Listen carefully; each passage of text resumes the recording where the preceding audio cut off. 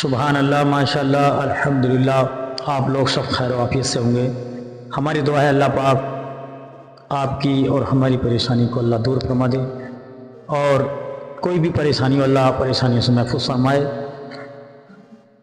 اور کسی بھائی کا کاروبار نہیں چل رہا کسی بنا پر، تو اللہ پاک سے دعا ہے کہ اللہ ان کے کاروبار میں ترقی عطا فرمائے۔ اور آئیے میں بہت ہی بہترین تقریر سلمان اظہری صاحب کی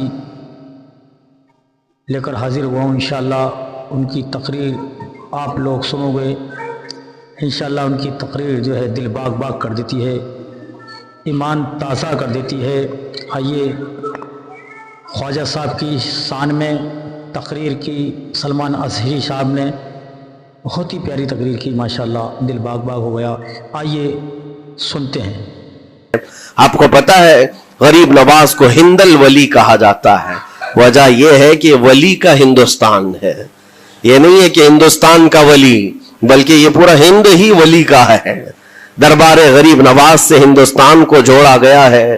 سلطان الہند بھی کہا گیا، سلطان الاولیاء بھی کہا گیا، کہ دنیا میں کچھ لوگ ایسے ہیں جن کو دنیا کی کسی بھی بڑی طاقت کا کوئی خوف نہیں ہوتا، اور نہ ہی کسی بڑی پاورفل طاقت کو دیکھ کر کے وہ گھبراتے ہیں۔ کبھی ایسا نہیں ہوتا۔ قرآن ان کے متعلق اعلان کر رہا ہے۔ اور یہ ہوتے کون ہیں جو بالکل بے خوف ہو کر زندگی گزارتے ہیں؟ وہ اللہ کے اولیاء کی جماعت ہے۔ الا ان اولیاء اللہ لا خوف علیہم، جو اللہ کے ولی ہیں۔ ولی کون ہوتا ہے؟ ولی کے کئی معنی ہیں، دوست کے بھی ہیں، مددگار کے بھی ہیں، غلام کے بھی ہیں، مولا کے بھی ہیں، آقا کے بھی ہیں۔ یہاں پر جو اللہ کے اولیاء کا معنی لیا جاتا ہے وہ اللہ کے دوست، اللہ کے محبوب۔ وجہ یہ ہے کہ جو پیدا ہوتے ہی دنیا میں اللہ اکبر کی آواز سن کر کے آیا ہو، جس کا مطلب یہ ہوتا ہے اللہ سب سے بڑا ہے۔ جب بھی ہمارے گھر بچہ پیدا ہوتا ہے، کسی بھی مسلمان گھر میں، اس کے کانوں میں سب سے پہلی جو آواز ہم دیتے ہیں وہ اذان کی، اللہ اکبر، اللہ اکبر، اللہ سب سے بڑا ہے، اللہ سب سے بڑا ہے۔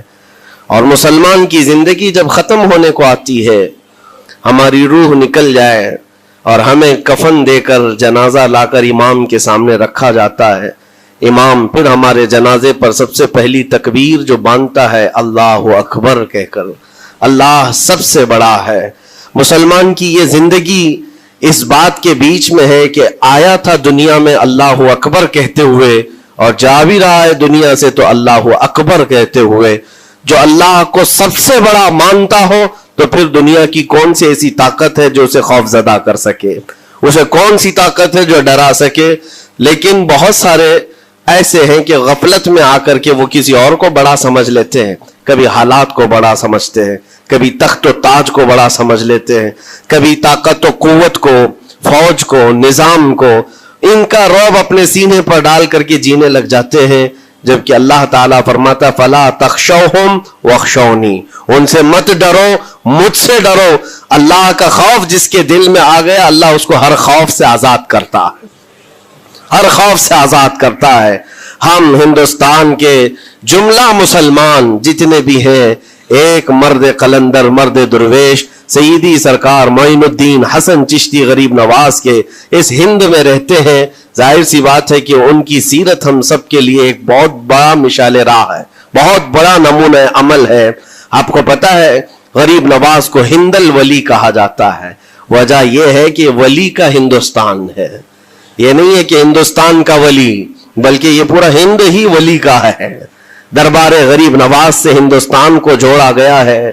سلطان الہند بھی کہا گیا، سلطان الاولیاء بھی کہا گیا، لیکن جانتے ہیں ان کے آنے کا راستہ اتنا پیچیدہ تھا۔ وہ سن 583 کی بات تھی، 583 ہجری چل رہی تھی، جب آپ حرم کعبہ سے نکل کر مدینہ طیبہ جا رہے تھے۔ اس وقت آپ کی عمر تقریباً 45 سال کے آس پاس کی تھی۔ نہایت ہی عبادت گزار، تقوی شعار، 20 سال اپنے پیر و مرشد کی خدمت کر کے وہ حرم کعبہ میں پہنچے تھے۔ 20 سال کے بعد جب مسجد نبوی میں گئے تو عجیب سی کیفیت تھی. سلام کیا رسول پاک صلی اللہ علیہ وسلم کے دربار میں تو جواب قبر انور سے یہ آیا وعلیک السلام یا معین الدین شیخ البر والبحر. اے معین الدین تجھ پر میری سلامتی ہو, اللہ کی سلامتی ہو جو خشکیوں کا بھی اور تریوں کا بھی تجھے امام بنایا گیا ہے. اور آواز یہ نبی کریم صلی اللہ تعالی علیہ وسلم کے دربار سے سننے والی آواز تھی. آپ گھبرائے تھے, تھوڑا سا سراسیمگی تھی. یہ ہندوستان کی طرف اشارہ کر کے میرے آقا صلی اللہ تعالی علیہ وسلم نے فرمایا تھا کہ تجھے ہند کی ولایت دی جاتی ہے. اس وقت تک سرکار غریب نواز کو نہ ہندوستان آنا کبھی ہوا تھا, نہ ہندوستان کے علاقوں کو آپ نے کبھی دیکھا تھا, کیونکہ سجستان جو یہاں سے کافی دور ہے, افغان کے قریب ایک علاقہ سنجر جہاں پر آپ کی ولادت ہوئی, وہاں سے نکل کر کے آپ نیشاپور میں آباد رہے. اس کے بعد 40 سال کے بعد حرم کعبہ اور حرم مدینہ میں رہے. لیکن اچانک یہ بات کہ تمہیں ہند کی ولایت دی جاتی ہے ایک تعجب والی بات ہے. نئی جگہ پر بھیجا جا رہا ہے. آپ دوبارہ شام میں نبی پاک صلی اللہ علیہ وسلم کے دربار میں حاضر ہوئے اور سلام پیش کرنے کے بعد, کیونکہ یہ خوشی کی بات تو سب کے لیے تھی کہ ہندوستان کو اللہ تعالیٰ ایک عظیم ولی بھیج رہا ہے, لیکن جس کو بھیجا جا رہا ہے وہ بے قرار تھا, بے چین تھا, کیونکہ نہ راستے پتہ ہے نہ ملک کے حالات معلوم ہیں. بارگاہ مصطفیٰ صلی اللہ علیہ وسلم میں دوبارہ جب حاضری ہوئی, عرض کیا آقا آپ کا حکم, اس کی تعمیل کے لیے بندہ حاضر ہے, لیکن نہ یہ فقیر ہندوستان کے راستے دیکھا ہے نہ وہاں کے حالات معلوم ہے. حضور پاک صلی اللہ تعالی علیہ وسلم کے دربار میں یہ اپنی بپتا سنا رہے تھے, داستان غم سنا رہے تھے. غنودگی طاری آ گئی, یعنی نیند سی کیفیت آ گئی, اور بارگاہ رسول صلی اللہ علیہ وسلم میں ایک دیوار پر ٹیک لگا کر جیسی ہی آپ کی آنکھیں بند ہوئی, رسول کریم صلی اللہ علیہ وسلم تشریف لائے اور اشارہ فرما کر پورے ہندوستان کے نقشے آپ کے سامنے کھول کر رکھ دیے, اور پھر غریب نواز کو یہ بتایا بھی کس جگہ سے تمہیں سفر کرنا ہے, کیسے تمہیں جانا ہے اور کہاں تمہارا مسکن ہوگا. سرکار غریب نواز فرماتے ہیں اس ایک خواب میں میں نے رسول کریم صلی اللہ تعالی علیہ وسلم کے ہاتھ میں اجمیر کے پہاڑ بھی دیکھ لیے, وہاں کے قلعے بھی دیکھ لیے تھے جو موجود تھے. اور اس کے بعد پھر کس بات کا خوف ہے, کس بات کا ڈر ہے, جنہوں نے راستے بتائے ہیں وہ ہادی رسول, وہ ہادی عالم ہے. نبی پاک صلی اللہ علیہ وسلم آئے ہیں پوری کائنات کو راستہ دکھانے کے لیے, اور جنہوں نے غریب نواز کو ہند کا راستہ بتایا ہو پھر ڈر کس بات کا. جب آپ بیدار ہوتے ہیں تو اپنے ساتھ 40 قطب اس اولیاء کرام کی جماعت لے کر مدینہ طیبہ سے سفر کے لیے نکلے تھے. میرے عزیزو اب بات یہاں آتی ہے, اسی لیے مدینہ طیبہ سے یہ پورا پلان ہوا ہے, مدینہ طیبہ سے بھیجا گیا ہے, مدینہ طیبہ سے پلیسمنٹ ہوا ہے. اسی وجہ سے آج تک تاریخ غریب نواز کو عطائے رسول کہتی ہے. عطائے رسول ہے, رسول اللہ کی عطا ہے, ہندوستان والوں کے لیے خاص عطا ہے میرے آقا صلی اللہ علیہ وسلم کی. جب وہ سفر کے لیے نکلے سن 83 سے چلے تھے تو یہاں ہندوستان پہنچتے پہنچتے آپ کو 87 یعنی 4 سال کا عرصہ لگ گیا تھا. 4 سال کے عرصے کے بعد آپ پہنچے میرے عزیزوں. نہ پلینوں کا سفر نہ جہازوں کا سفر کہ اڑ کر کے ادھر سے ادھر آ گئے, وہ تو پیدل قافلہ نکلا تھا, درویشوں کا قافلہ تھا, اور وہاں مدینہ طیبہ سے نکل کر بغداد پہنچے. بغداد میں اولیاء کاملین کی صحبت پائی, وہاں سے پھر نیشاپور, پھر اس کے بعد ہرات, اور افغان کے علاقے ہوتے ہوئے لاہور پہنچے. لاہور میں سرکار داتا گنج بخش عالم رحمت اللہ تعالی علیہ کے دربار میں چلہ کشی فرمائی, وہاں سے دلی پہنچے. یہاں یہ پورا جو راستہ ہے 4 سال کا میرے عزیز و تاریخ میں ہے. سرکار غریب نواز جس راستے سے چلتے جاتے تھے جو کافر یا مشرک بھی دیکھتا وہ دائرہ اسلام میں داخل ہو جاتا تھا. نور الہی, نور وحدت کا ٹکڑا آپ کی جبین اقدس پر ایسا چمکتا تھا کہ لوگ جو آتے وہ پھر آپ کی صحبت سے دور کوئی جاتا نہیں تھا. دلی میں جہاں آپ آئے یہ ایک عجیب اتفاق ہے, اس وقت کھانڈے راؤ ایک بڑا راجہ تھا, اس کا قلعہ تھا, اس کے سامنے ہی آپ نے پڑاؤ ڈال لیا. سرکار غریب نواز رضی اللہ تعالیٰ عنہ کی یہ داستان, یہ تاریخ, وہاں پر آپ نے اپنا پڑاؤ ڈال لیا. اور ان بت پرستوں کے لیے ایک بڑا پیچیدہ مسئلہ تھا کہ ایک درویش آیا ہے, ایک بات میں آپ کو بتاؤں, یہ جو تعصب آج پھیلا ہوا, یہ زہر پھیلا ہوا, یہ آج کا نہیں ہے, یہ باپ داداؤں کے پشت میں بھی ان کے موجود رہا ہے. اسلام اور مسلمانوں کے خلاف زہر مشرکین کے دلوں میں یہ بہت پرانی چیز ہے, نئی نہیں ہے, بہت پرانی چیز ہے. تعصب دلوں کے اندر کڑھن رکھنا اور کبھی ایکسپٹ نہ کرنا, یہ سرکار غریب نواز جس دن ہند میں قدم رکھ رہے اسی دن سے آپ نے اس کو فیس کیا ہے, اسی دن سے آپ نے اس کو دیکھا ہے. اور وہاں پر کھانڈے راؤ کی جماعت نے بہت کوششیں کی کہ یہ دلی میں داخل ہوا, یہیں سے ان کو ختم کر دیا جائے, نکال دیا جائے. لیکن عجیب اتفاق یہ ہے کہ یہ جو جماعت آئی تھی سرکار غریب نواز کے ساتھ, نہ ان کے ہاتھوں میں تلوار ہے, نہ بھالے ہیں, نہ چاقو ہے, نہ چھری ہے. یہ تو گدڑیاں پہنی ہوئی درویشوں کی جماعت تھی, گدڑیاں پہنی ہوئی درویشوں کی جماعت جو جھولے میں سوکھی روٹی رکھتے تھے اور پانی میں بھگو کر کھا لیا کرتے تھے. ان کے پاس نہ کوئی ہتھیار ہے, نہ کوئی سامان ہے, ہر سامان جنگ ہے. ان کو نکالا جائے تو کس بات سے نکالا جائے, ہمت بھی نہ ہوتی تھی.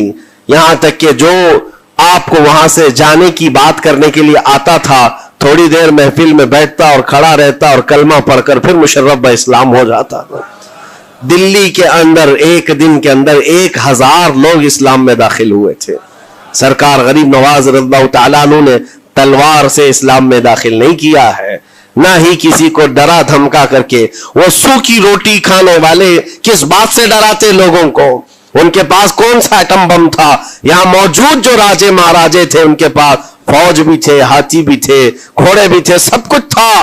لیکن آنے والا مرد قلندر کیا لے کر کے آیا تھا تاریخ میں بتایا جاتا ہے. یہ وہ زمانہ تھا جب شہاب الدین غوری ہند کے اوپر حملے کر کے یہاں پر آنے کی کئی مرتبہ کوشش کیا. یہ افغان کا بادشاہ تھا شہاب الدین غوری, جب ہندوستان پر کئی مرتبہ حملے کر کے ناکام لوٹ رہا تھا, بیچ راستے میں ان فقیروں کی جماعت سے بادشاہ کی جماعت کی ملاقات ہو گئی. سپاہی جا رہے تھے شکست کھا کر اور یہ درویشوں کا قافلہ ادھر آ رہا تھا. دیکھا پہچانی سی صورتیں لگتی ہیں. جا کر کے ایک سپاہی نے پوچھا, بابا آپ لوگ کہاں جا رہے ہیں؟ تو بابا جو جماعت میں آ رہے تھے انہوں نے کہا ہندوستان فتح کرنے جا رہے ہیں. بڑی بات ہے, گدڑیاں پہنے ہوئے, پیون لگے کپڑے ہیں, جھولیاں لٹکائے ہیں. اور اس نے دیکھ کر کے کہا مارا سپاہی نے, کہا یہ دیکھتے ہو ہمارے بادشاہ کی فوج ہے, اس میں ہاتھی گھوڑوں کی تعداد دیکھو, ذرا سامان جنگ تو دیکھو, اس میں نیزے تلواروں کی چھنک تو دیکھو, اور آپ یہ چند فقیروں کی جماعت لے کر ہند فتح کرنے کی بات کر رہے ہیں. تب سرکار غریب نواز کے کانوں میں آواز آئی تو آپ نے کہا, اس سے کہہ دو فرق یہی ہے, تم جب لڑنے کے لیے جاتے ہو تو یہی ہاتھی گھوڑے اور تلواروں کے بھروسے جاتے ہو, معین الدین صرف اللہ اور اس کے رسول کے بھروسے جا رہا ہے. ہمارے پاس جو طاقت ہے وہ اللہ اور اس کے رسول کے ساتھ ہونے کی طاقت ہے.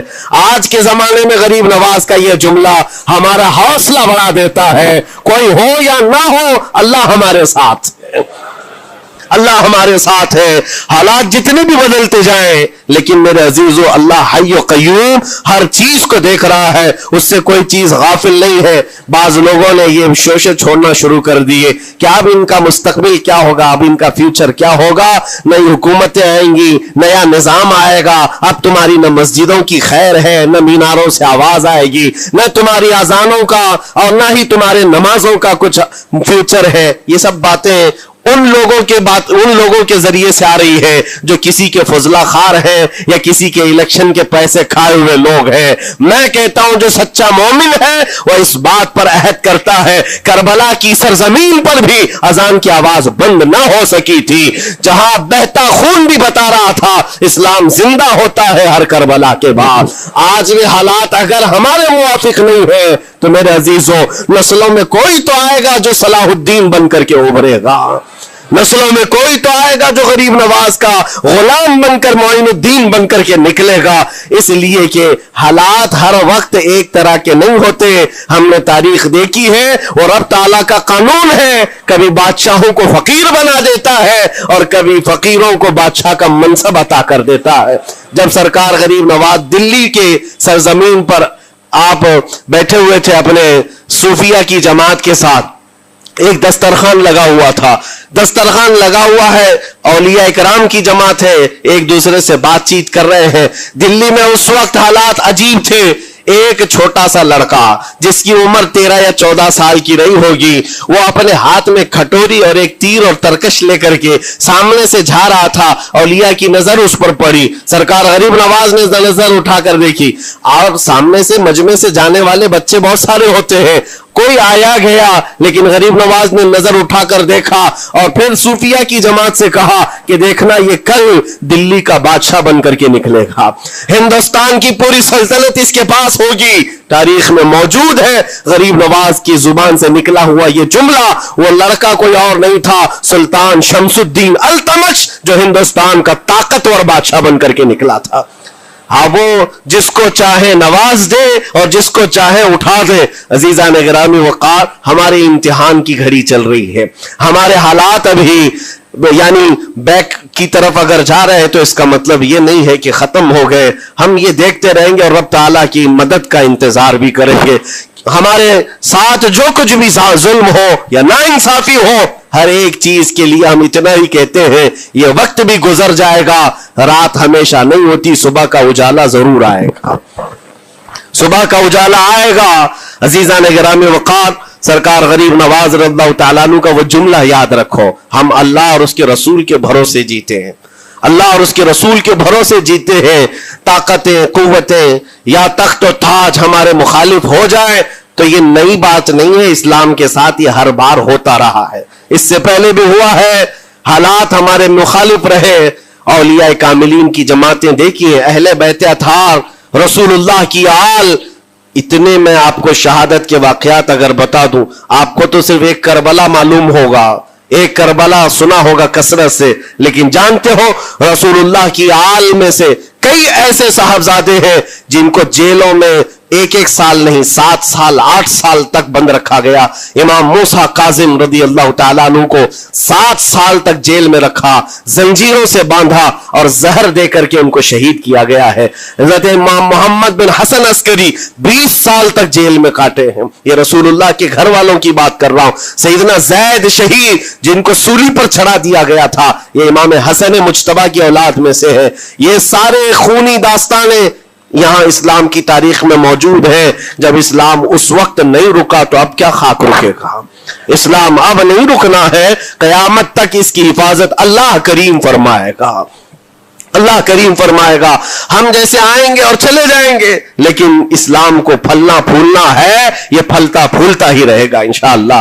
آپ کی ذمہ داری اتنی ہے، آپ کی اتنی ذمہ داری ہے، حالات دیکھ کر کے بچوں کو یہ نہ کہنا کہ بیٹا آپ جیسے حالات چل رہے ہیں ویسے ہی چلتے رہو، نہیں، اپنے بیٹوں کو یہ ترغیب دینا کہ بیٹا آج ہم امتحان کی گھڑی میں ہیں، کل اگر اللہ نے حالات اچھے کر دیے تو یاد رکھنا جس جگہ بت کدے بنے ہماری مسجدوں کو توڑ کر انشاءاللہ وہاں سے اذان کی آواز پھر سے گونجے گی، اذان کی آواز آئے۔ یہ بچوں کو نصیحت ہونی چاہیے، ہماری تاریخ مٹانے سے مٹتی نہیں ہے، ایک دور آئے گا پھر جب اللہ کریم چاہے تو یہ تاریخ کھل کر کے لوگوں کے سامنے آئے۔ ہم کسی پر ظلم کرنے کی اجازت ہرگز نہیں دیتے، اور ساتھ ہی اسلام یہ بھی کہتا ہے ظلم ہو جائے تو سہنے کی اجازت بھی نہیں ہے۔ آپ کو حق بات بول کر جانا ہے، حق بات پہنچا کر کے جانا ہے۔ بولنے میں کیا ہے، ہماری زبان کاٹی جائے گی، ہماری گردن ماری جائے گی، لیکن حق بات کی حفاظت نسلوں تک منتقل کرنا اللہ کریم کی طرف سے ایک بہت بڑا انعام ہے، اس کا بہت بڑا انعام ہے۔ یہ تو ہم کر ہی سکتے ہیں، ہماری نسلوں کو یہ بات بتائیں گے انشاءاللہ العزیز۔ یہ غریب نواز کا ہندوستان کل بھی تھا، آج بھی اور ہمیشہ رہے گا انشاءاللہ۔ سرکار غریب نواز کا پھیلایا ہوا یہ چراغ کبھی پھونک کے پھونکوں سے بجھایا تو نہیں بجھایا جا سکتا۔ آپ دلی کی سرزمین سے جب اجمیر معلیٰ پہنچے تھے، یہ تقریباً 7 مہینے کا سفر تھا غالباً۔ اس سفر کے دوران کئی ہزار لوگ اسلام میں داخل ہوئے تھے، اور آپ کو اس کے بعد کی تاریخی حالات معلوم ہے۔ جادوگروں نے مقابلہ کیا، راجوں مہاراجوں نے، بادشاہوں نے مقابلہ کیا، اور فوج نے مقابلہ کیا، نہ جانے کتنے لوگ۔ ایک بار تو ایسا ہوا کہ انا ساگر کی اس پہاڑی پر آپ ذکر میں مشغول تھے، راجے نے کئی مرتبہ یہ سوچا کہ ان کو مار کر کے یا کسی طرح سے بھگائیں. لیکن جب نہیں ہوا تو راجا سے کسی نے کہا یہ منتر والا کوئی فقیر ہے, اس کا توڑ منتر والے سے ہی ہوگا. تو اس وقت جو بہت بڑا ان کا ایک منتر جاپ کرنے والا پجاری تھا, اس وقت اس تاریخ میں اس کا نام رام دیو بتایا گیا ہے, یہ والا نہیں ہے, اس زمانے کا تھا. اور اس کو راجا نے جا کر کہا, وہ کبھی کسی سے مقابلے کے لیے آیا نہیں تھا, اس نے حامی بھر لی کہ ہاں ٹھیک ہے میں جاؤں گا, دیکھتا ہوں کون فقیر آیا ہے ہماری اس دھرتی پر, اور میں جاپ کروں گا, اگر جادو ہے تو جادو سے میں کاٹ دوں گا.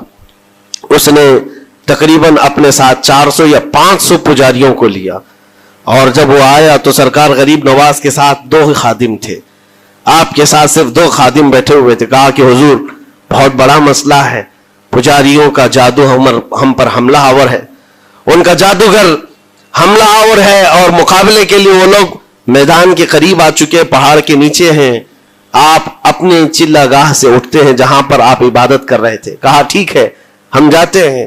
اور اس کے بعد سرکار غریب نواز نے کہلا بھیجا اپنے خادم سے, کہو کہ وہ اپنا منتر پڑھے, ہم اپنا منتر پڑھیں. وہ اپنا منتر پڑھیں جو بھی ان کے جادو کا ہے. اب جب وہ پنڈت نے, پجاری نے دیکھے بغیر اپنے سارے پجاریوں سے کہا کہ جیسے ہی وہ درویش آئے گا, وہ فقیر آئے گا, ہمارا یہ منتر ہے یہ پڑھنا, وہ آگ میں بھسم ہو جائے گا, دنیا دیکھے گی. سبوں نے کہا ٹھیک ہے, لیکن ابھی کسی نے دیکھا نہیں تھا. لیکن جیسے ہی وہ اپنی جھوپڑی سے یہ مرد قلندر جلوہ رسول لے کر کے نکلا تھا, جمال رسول لے کر نکلا تھا, بیٹا ہے کس کا؟ حسن و حسین کا بیٹا ہے, فاطمہ زہرا کا بیٹا ہے. جیسے ہی باہر آئے, وہ منتر جو سکھایا گیا تھا سب کے قریب قریب آئے. 400 لوگوں نے وہ غریب نواز کی پیشانی کو دیکھ کر منتر پڑھنا شروع کیا. اور منتر کیا تھا؟ ان کی زبان سے لا الہ الا اللہ, لا الہ الا اللہ, لا الہ الا اللہ. لوگوں نے کہا یہ ادھر کیسے آ گیا کلمہ؟ اور جا کر اس رام دیو سے کہا گیا, اس نے کہا کہ یہ 400 کے 400 لوگ تو کوئی اور ہی کلمہ پڑھ رہے ہیں, کوئی اور ہی کلمہ پڑھ رہے ہیں. وہ اتر کر کے آیا ہاتھی کے کجاوے سے نیچے, اور سرکار غریب نواز کو دیکھا تو اس نے کہا یہ جھوٹ نہیں کہہ رہے, میں بھی وہی پڑھتا ہوں جو یہ پڑھ رہے ہیں. آپ کو تاریخ میں پتا ہو کہ اس کا نام سرکار غریب نواز نے شادی دیو رکھا اور اپنے مریدین میں شامل فرمایا, اور زندگی بھر سرکار غریب نواز کے خلفاء میں اور آپ کے خادموں میں شامل رہا. یہ تلوار سے اور چاقو بھالے نیزے سے نہیں کیا گیا تھا, وہ نور مصطفیٰ کی جلوہ گری تھی. جہاں نظر اٹھایا وہاں کے دلوں کی کالک کو دور کر کے ان کے دلوں کو بھی روشن فرما دیا تھا.